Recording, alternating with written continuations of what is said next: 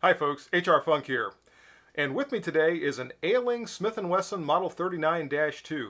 Now some of you know that I am a fan of these classic Smith & Wesson auto loaders, and this one comes to me today from a gentleman who's experiencing some problems with this pistol, and he's hoping that I can help restore it to proper health. So in this video, I'm going to put on my armorer's hat, see if I can diagnose exactly what the problem is with this pistol, repair that problem, and get it back into proper functioning form.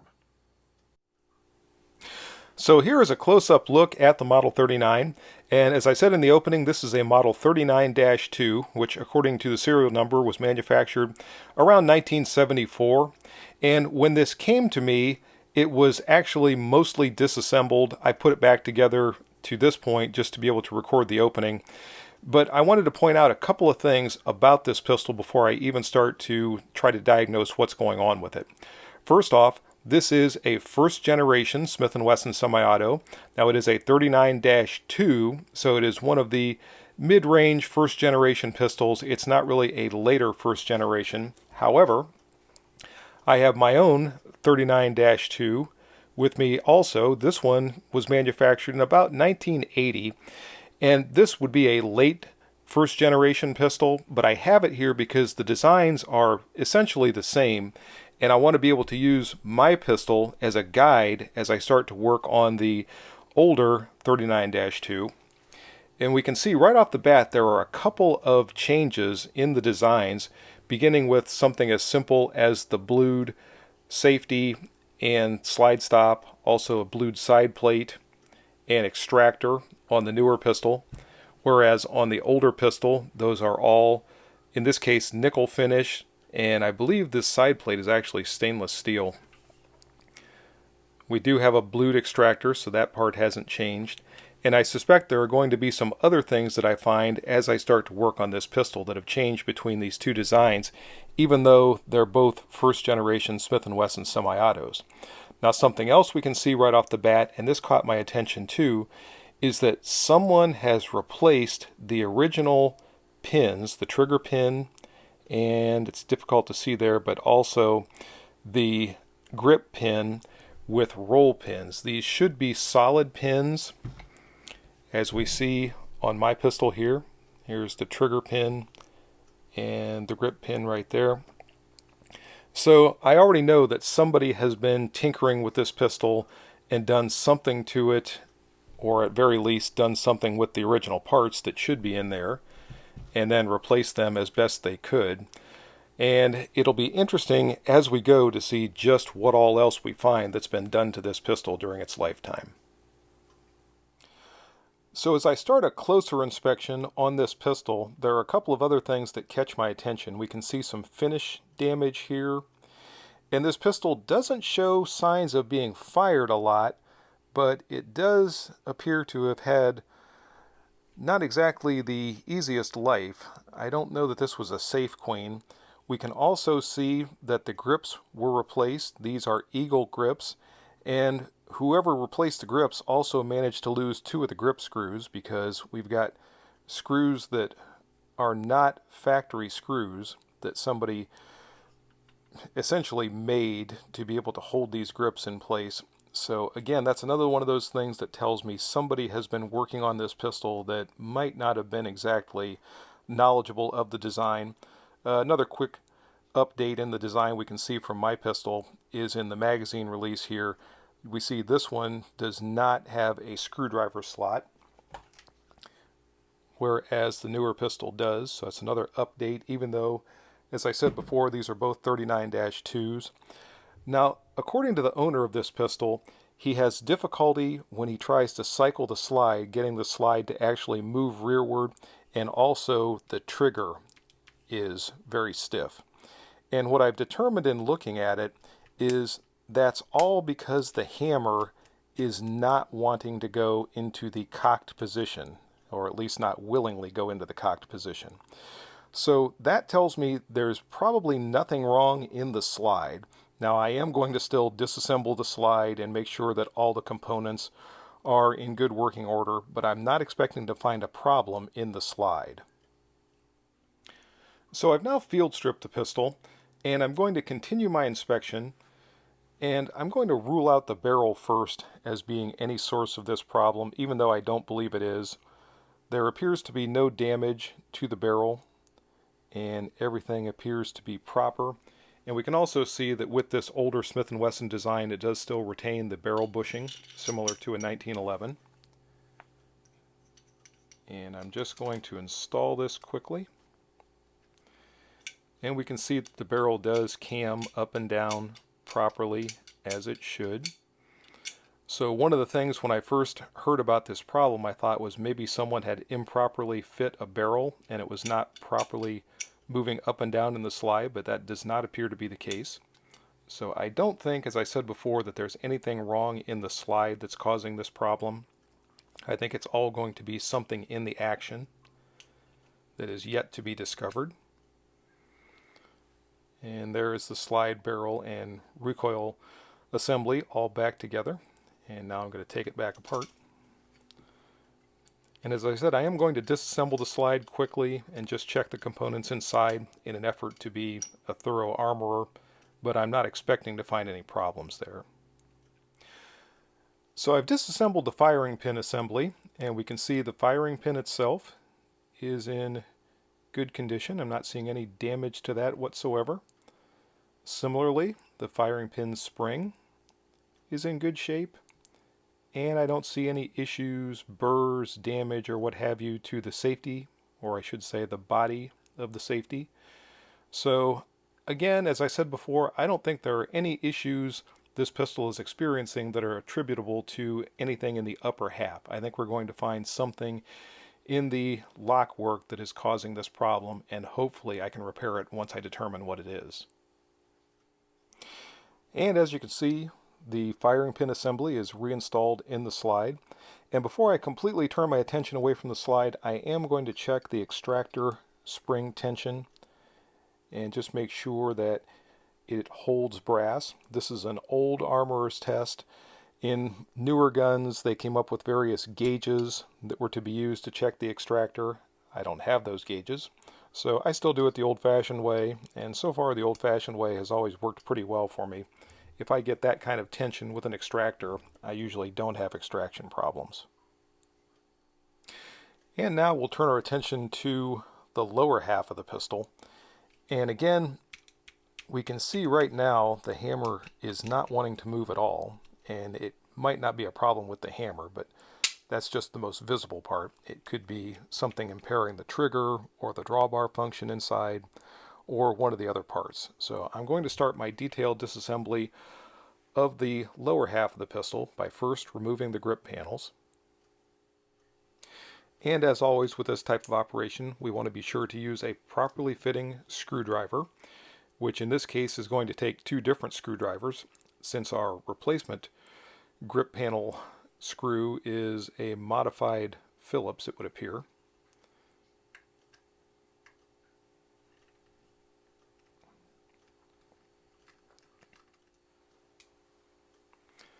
Now I'll figure out what's going to fit these replacement screws in the bottom.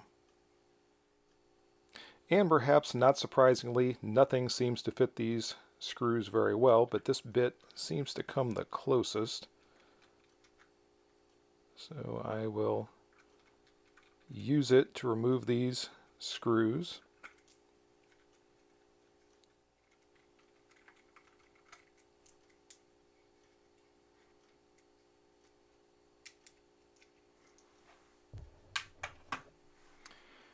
And with those screws removed, I can reach inside the magazine well and push up on the grips. Remember, we don't want to pry these off.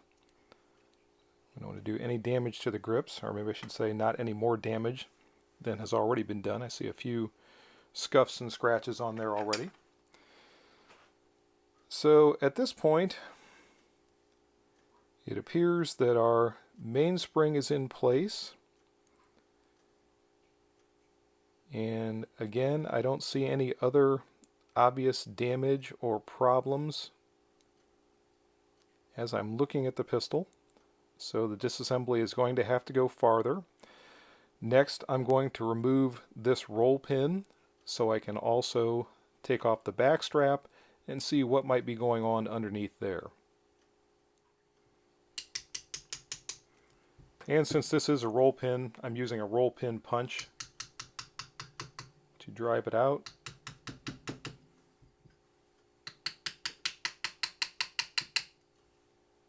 And it's out. So I can now remove my punch, maybe. And I'm going to keep some pressure up against the mainspring as I push this back. And notice the hammer is in the down fired position to take as much pressure off the mainspring as possible.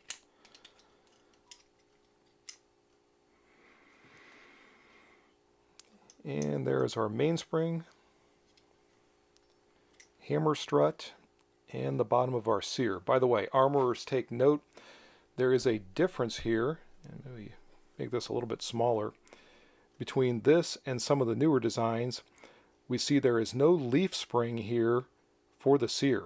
Rather, there is a plunger with its own spring built into the sear, and that's what provides pressure to the sear to get it to function properly. Okay, so even with the back strap removed and the mainspring removed, the hammer will still not go into the cocked position. So that tells us that whatever the issue is farther on inside the pistol. So I'll continue my disassembly.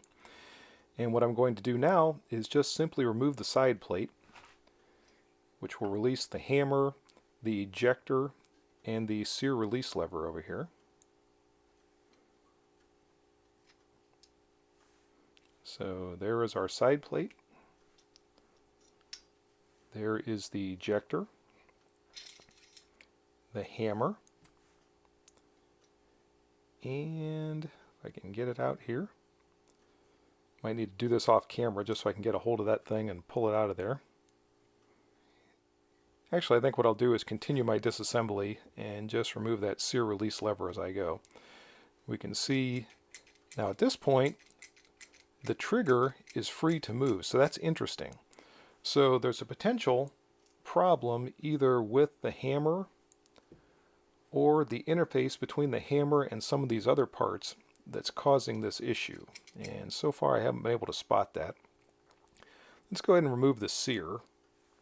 And I need to find my punch. Okay, I've got my punch. And by the way, this punch came from a Smith & Wesson Armorer's course that I attended, and it's actually nothing more than the center pin of a Smith & Wesson cylinder that's been turned down at the end. But it's one of the handiest tools that I have because it's so much longer than a standard punch. In any case, I'm going to go ahead and remove the sear pin. Now, something about these older pistols to be aware of is there is a head on this side of the pin and not on this side. So the pin has to go out from right to left, as opposed to some of the newer pistols where the pin can go out either direction. So I'm going to push that through this way. It comes out very easily.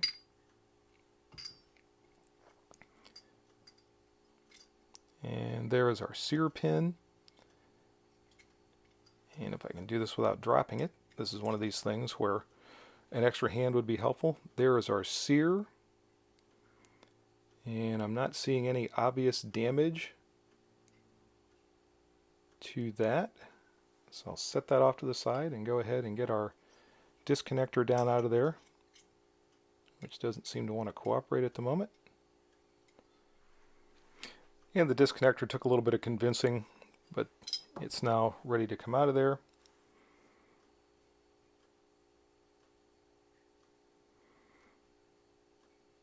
And I don't see any obvious damage to the disconnector. It still has both ears intact. I'm beginning to wonder about this roll pin that someone used for the trigger. And I'm wondering if that allows the trigger to move a little bit out of alignment, and that might be causing all the problems this pistol is experiencing. But I'm going to go ahead and remove that at this point. And I'll use my roll pin punch again, and this might just push right out of there, and it looks like it's going to. Now, another issue I see with using a roll pin for this is that there is a detent that is down inside the trigger, and on a normal trigger pin there is a groove for that detent in the middle. Since there's no groove on the roll pin, that detent is going to be constantly pushing against the roll pin and trying to push the trigger down out of the pistol. And again, this could be the source of the entire problem that this pistol is having. So I'll work my punch back out of there, and that will release the drawbar. Now we can see also on the drawbar the trigger play spring is damaged. This is not uncommon in these pistols, and the pistol will actually function properly without this spring being in place at all. So if this thing is missing or damaged, that's not necessarily going to be the source of a problem, although, as we can see, if it moves, as this one is wont to do, that could also possibly be getting in the way and preventing the pistol from working the way it should. So that's another potential source of the problems for this pistol. And I'll bring the trigger up out of here. Actually, I better take the trigger spring out first. There's the trigger spring and plunger, and those both appear to be in good shape. Now I'll bring the trigger out. And I don't know if you're going to be able to see it or not. There is that detent that I was talking about down inside the trigger. And I don't see any obvious issues with the trigger itself. So now I'm going to start putting the pistol back together systematically and checking things as I go until I find whatever is causing that problem. So I'm again looking at this trigger play spring on the drawbar, and I'm specifically looking at how it moves back and forth. And because of the damage to this side, it is free to move. And that's another one of those things that really could be getting in the way of the trigger drawbar interface and preventing it from working properly. So I am going to remove this spring. And in order to do that, all I have to do is drive this rivet out from the bottom. And when I reassemble the pistol, I'll do so without the spring, which, as I said, will not prevent the pistol from working properly. And we'll see just exactly what effect that has as we go too. Also, as I reassemble the pistol, I'm going to use a proper trigger pin. Now this is a 3rd generation pin, but I think it will still work properly in this 1st generation pistol. So I'm going to rule that out as well as a possible source for the problem for this pistol. So here we go. I'm going to reinstall the trigger. And this usually takes a little bit of wiggling and jiggling to get the trigger down in there, but sooner or later it cooperates like it did just there. Next comes the trigger spring, going down into its recess there.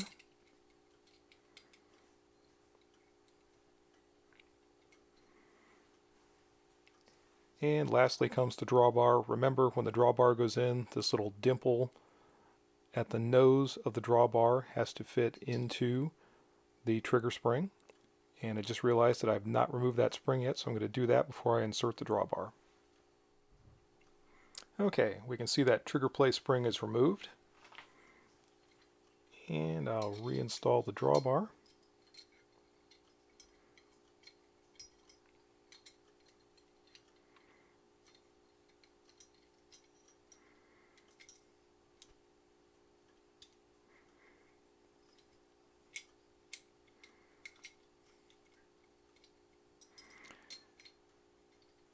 And this is one of these things that's going to be difficult to line everything up with when I'm on camera. And I think we got it started there.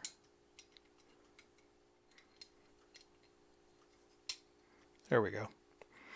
So we've got the trigger spring, and the drawbar reinstalled, and we can see that we have proper alignment with the hole in the trigger through the frame. Now I'm going to use my replacement trigger pin right here and reposition that.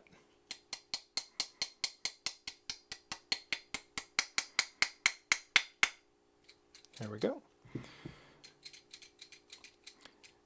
And I can tell you already the trigger movement feels much better than it did before. So whether or not that was the actual source of the problem, I don't know. But that definitely was not contributing to any sort of quality with regard to the trigger pull. Next, let's drop the disconnector back into place and position it properly. The tail of the disconnector needs to be on top of this little, let me get things focused here, needs to be on top of this little tab at the rear of the drawbar. And sometimes they don't really want to go. That one went pretty easily there. Let me get it in the proper location. And once again, bring it into focus. So there you can see this little tab at the rear of the drawbar is now right underneath the disconnector. And that's actually what disconnects the trigger when the slide is out of battery. The disconnector pushes down on that tab, which pushes the drawbar down too far to be able to engage the hammer, or the sear for that matter. Now, while holding the drawbar and disconnector in proper orientation, I'm going to reinstall the sear. It goes in this way, and it's going to hook one of these little arms on either side of the disconnector, which is what holds it in place, and line up the holes in the sear with the holes in the frame. And we'll reinstall our sear pin. Remember, it has a head on this side, so it has to go in from, if I can hold on to it, left to right, just like that. And our sear is now reinstalled. And it just occurred to me I never did take that sear release lever out of the frame. It's been laying in there the whole time. So if I still have an issue, once I get the pistol a little bit more reassembled than I have it here, I'll go ahead and remove that thing and take a look at it. But it doesn't appear to have any damage as best I can see from this angle, but I'll find out as I go. Next, I will put the ejector back in place, and before I do that, I'm going to also make another minor repair here. There is a tiny spring inside this hole, and I'll see if I can get it out here.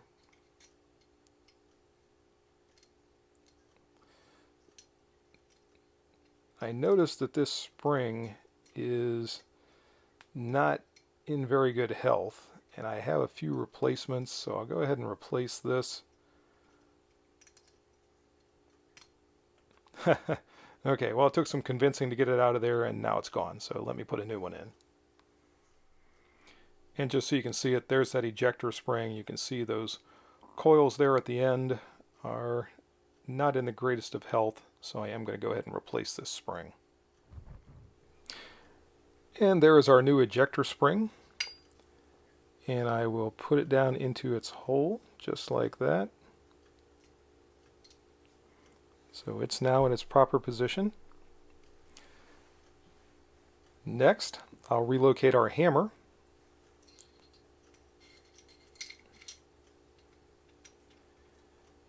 And last, I will put the ejector into its proper location on top of that new spring. Now, all I have to do is line up the holes in the ejector, the hammer, and the sear release lever in order to reinstall the side plate. And I might be able to do this on camera, and I might not, because this is one of these things that requires a little bit of wiggling and jiggling and work to get everything lined up properly.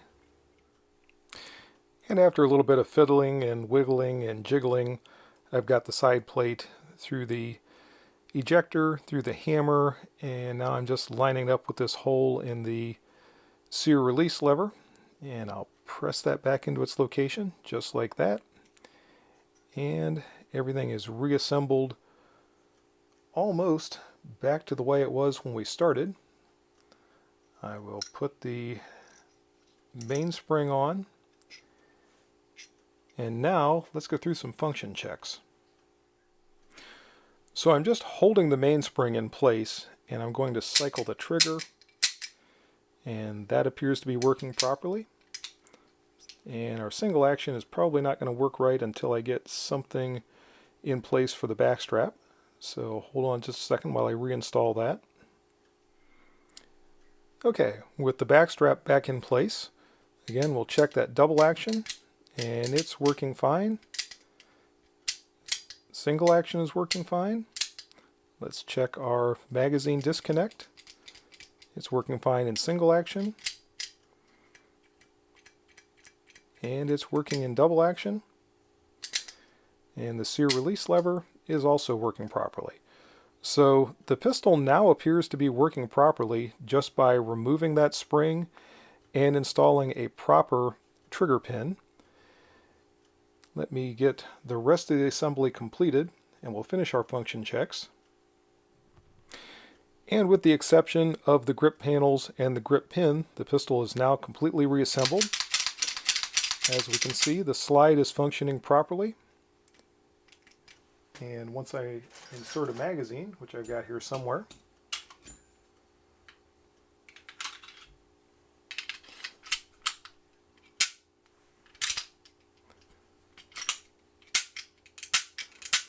we can see that the action is working properly. So the issue with this pistol definitely had to do with that trigger pin and that trigger play spring. Now I'm going to take a couple of extra steps here with this pistol because I think I've got a trigger play spring that I can replace the broken one with, so I will reinstall that. So I've disassembled the pistol again, and I'm not exactly sure that this is going to work, but these are trigger play springs for a 3rd generation pistol. I've got a couple of them, and I've got a couple of rivets. So I'm going to install one of those on the drawbar for the 1st generation pistol, and we'll see if it functions properly. So this is one of these processes that can be a bit tedious, and I'll see if I can keep my camera focused here. And I'm going to try to install this small rivet. Actually, I'm not really installing it at this point. I'm just locating it and fitting it in place.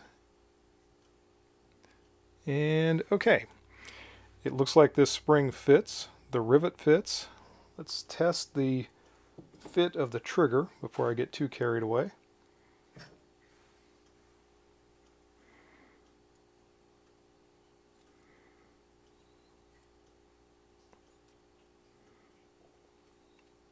This trigger fits very tightly on the drawbar, but it appears that that trigger play spring, once I get this back over where you can see it, will work properly with this trigger and drawbar. So now, for my next trick, I will peen the bottom of this rivet in order to hold it in place. And there is our new, albeit 3rd generation, trigger play spring installed. So now I'll put the pistol back together and finish those function checks that I started before. So folks, I have a confession to make. My brilliant diagnosis and treatment of this pistol was all wrong, which I discovered when I put it all back together and started to function check it, and the exact same problem returned that existed before, that being the hammer locked and wouldn't go back into the cocked position. So when I disassembled the pistol again, what I discovered was the disconnector had slid off that little tab on the back of the drawbar and fallen down to a point where it was locking the action. And after quite a bit of work and analysis, my belief at this point is the disconnector is out of spec. It's actually a little bit too short, and I have tried to lengthen it some, and I do have some disconnectors. I've got one right here. Unfortunately, this is a 3rd generation disconnector, and it won't fit properly into this pistol. I think I've gotten it to the point where I've lengthened the disconnector and it won't fall off anymore and lock the action. However, the symptom that it still has that really demonstrates the problem is when the magazine is removed. Now normally the ejector would be pushing down on the left side ear of the disconnector and pushing the drawbar down to a point where it could not contact the trigger. And let me grab my Model 39 over here. And when there is no magazine in place, the trigger should move freely because the drawbar is not connecting anything. It's being pushed down out of contact with the hammer and the sear. But in this pistol, we can see that it's locked. The drawbar is not being pushed down to the point where it's free to move. Now, it's not able to fire. When the magazine is installed, then the action works properly. So what I'm going to recommend to the gentleman who owns this pistol is that he try to find a first generation disconnector, and if he can find one and get it to me, I'll install it in his pistol, and hopefully that will solve the problem. Just to finish my function tests that I talked about a little while ago, we can already see the slide is working properly, the barrel is moving properly. We've got a magazine installed, and when the pistol is out of battery, which is the primary job of the disconnector, it is not capable of firing.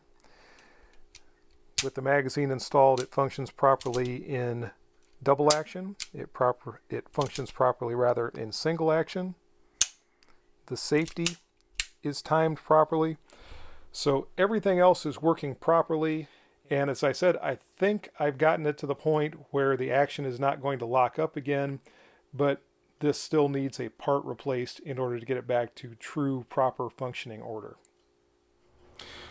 So I'm going to try to get you a close-up of exactly what's causing this problem as I remove the back strap.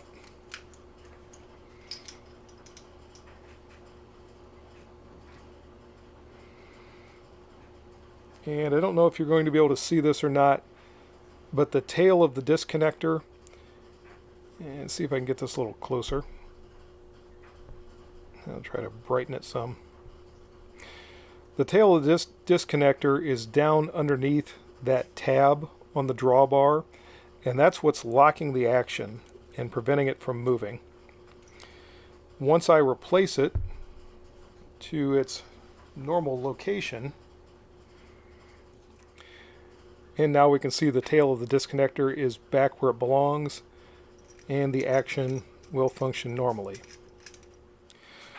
Well, folks, I thought I had this issue nailed down to the point that I was going to be able to go out and dry fire the pistol, or correction, go out and test fire the pistol, but at this point I'm very concerned that if I'm shooting and that disconnector falls down behind the drawbar like that and locks the action, and I fire a shot, that will probably do significant damage to the pistol and might even do some damage to me. So I'm going to hold off on live firing the pistol until I can talk to the owner and get some replacement parts for this thing.